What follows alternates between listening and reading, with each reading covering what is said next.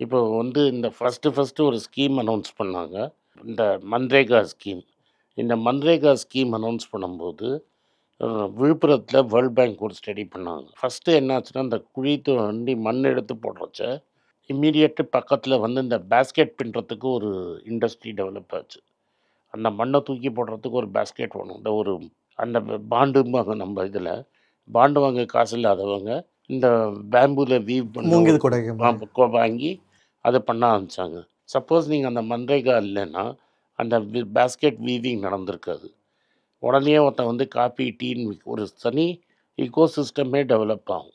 So, அத நீங்க திரும்பி அது வந்து எக்கானமிக்கு தான் போகுமே தவிர, அது ஒரு வேஸ்ட்ஃபுல் பர்டனா நீங்க நினைக்கிறது தவறு. So, it will immediately give a boost to the economy. And வந்து இன்னைக்கு நீங்க சோஷியல் மீடியா இதிலெல்லாம் நீங்க பார்க்கறச்ச, பணக்காரன் எப்படி வாழ்வ நடத்துறான்னு இந்த சோஷியல் இன்ஃப்ளூயன்சர்ஸ்லாம் நெறைய சொல்றாங்க. இப்போ பாத்ரூம் இன்ஃப்ளூயன்சர்ஸோட பாத்ரூம் எப்படி இருக்குன்னு பார்க்கறது கூட, பாத்ரூம் டூரு, வீடு டூருன்னு காட்டின்னு இருக்காங்க. இப்போ இங்க இருக்கிறவங்க, இத நம்மளால லைஃப் லாங் அஸ்பயர் பண்ண முடியாதுன்னு நெனைக்கிறச்ச, ஒரு சொசைட்டில ஒரு இம்பேலன்ஸ் கிரியேட் பண்ணும்.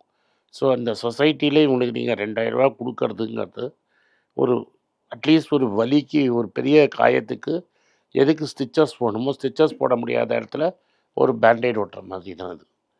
இது டெஃபினட்டா குடுத்து தான் ஆகணும். வேற வழியே கிடையாது.